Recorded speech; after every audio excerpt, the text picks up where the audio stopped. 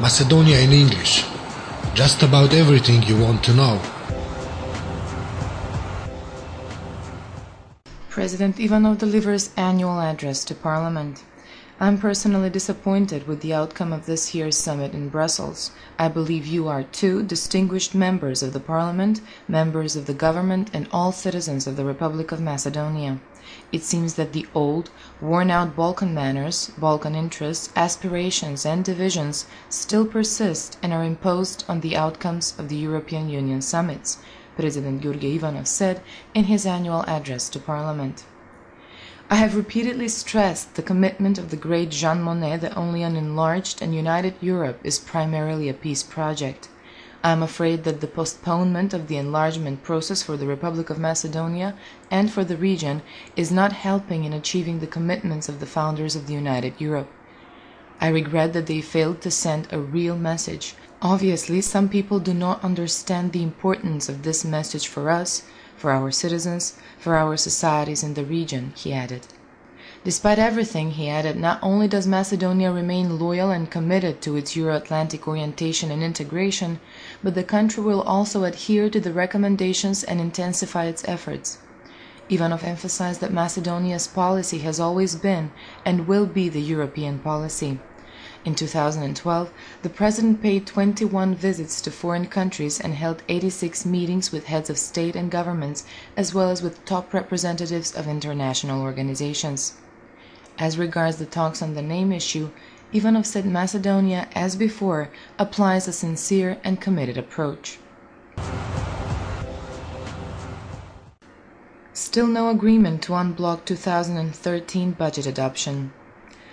No agreement was made to unblock the adoption of the 2013 budget at the coordination meeting hosted by Parliament Speaker Trajko Veljanovski. Parliamentary sources say the meetings will take place until a solution is found according to which the budget will be adopted by 31st of December. Veljanovski proposed that all amendments to the budget be sent to the government, that is, the Vice PM and Finance Minister, who would say which amendments he finds acceptable. While the opposition MPs rejected the proposal, the minister said he finds it acceptable. So far, the Committee on Financing and Budget has reviewed 156 of the 1,225 amendments that has been submitted. National Democratic Revival's Izet Zekiri, who has submitted 400 amendments to the budget, is also invited to the next session, while the Democratic Party of Albania's representatives did not attend the coordination meeting. 24th of December marks the deadline for the Parliament Speaker to include the draft budget as an item on the agenda so that it can be adopted on 31st of December while observing all deadlines.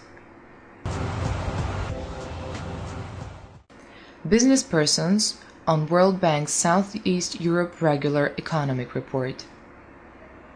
Macedonian business persons expect a higher economic growth than 1% as the World Bank has foreseen for the following year. They confirm that Macedonia is a regional leader in improving business climate and attracting foreign investors during the crisis. In 2013, we will make a comparison with other quarters in 2012 so that we can certainly expect an economic growth by 2%. We are assured that the World Bank's report will be taken as a positive sign and motivate foreign investors to invest and focus on our region, stated Mitko Alexov, Director of Union of Chambers of Commerce. Vice PM Stavrovsky on World Bank report. The report published by the World Bank regards Macedonia as a regional leader in improving the business climate. What is more, it is pointed out that Macedonia should be taken as an example for other countries. This was stated by Vice PM and Finance Minister Zoran Stavrovsky, who deems it a compliment and something which everyone should be proud of since, as he highlighted, it is a realization of far-reaching 5 to 6 year program for reforms and improvement of the business ambient. The second section of this report, where it is emphasized that Macedonia is one of 2 countries in Southeast Europe that maintains a moderate level of indebtedness and sound fiscal problems, is also regarded as a positive sign, Vice PM Stavrovsky pinpointed. In addition, he believes that World Bank's reconfirmation of the country's moderate indebtedness level and leading of sound fiscal policies will be also approved by the opposition, since it represents the final opinion of relevant international institutions. National Liberation War veterans stage protests.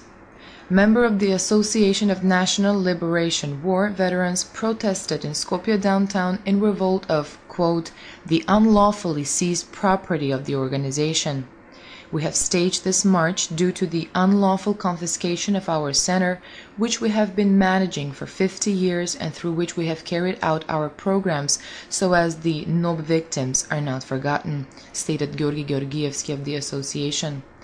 The association, a non-governmental, non-partisan, and multi-ethnic patriotic organization which nourishes the benefits and traditions of NOB, reckons that the constitutional principle of the rule of law have been flagrantly violated. Their appeal is currently assessed by the Court of Appeals. General Todor Atanasovsky underlined that the march was not aimed against the government, but for a better Macedonia.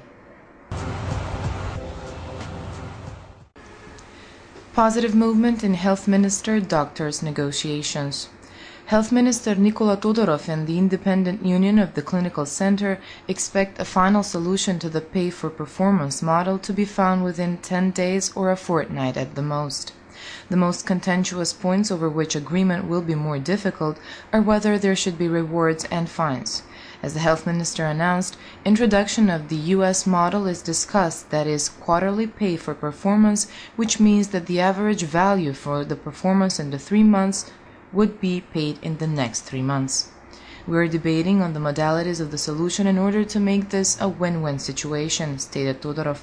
For the time being, it remains uncertain whether the salaries in the healthcare are to be increased.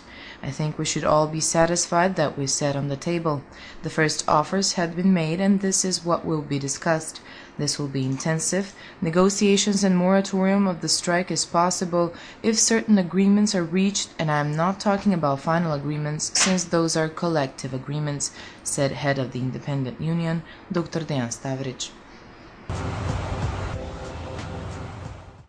Protests against blocked budget continue. The Macedonian Police Trade Union, the Trade Union of Defense and Security, and the Student Parliament of Goce Delchev University of Štip called upon the Parliament to unblock the adoption of the 2013 budget. We would like to point to the consequences this has on the security of the country, and that a political crisis always leads to a security crisis, said Tihomir Klimovsky, head of the Police Trade Union.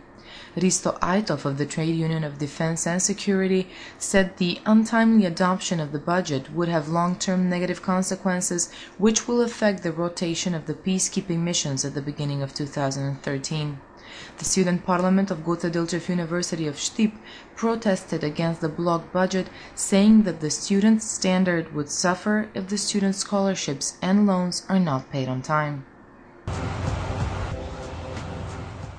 Greek political parties clash over Syriza MP interview with Nova Macedonia. The Greek political parties have clashed over Syriza MP Ioana Gaitani's interview with the daily Nova Macedonia. New Democracy's Manolis Kefalogiannis verbally attacked Syriza, saying that one of the left-wing party's MPs allegedly blamed Greece for the impasse in the negotiations with Macedonia. Namely, Gaitani told the Nova Macedonia that the expansion of Greece's economy was in the background of the name. The interests of the Greek capitalists in Macedonia are the reason for the events related to the name. The name is just an alibi, and it is issued as a facade to hide the other things that are happening, Gaitani stated.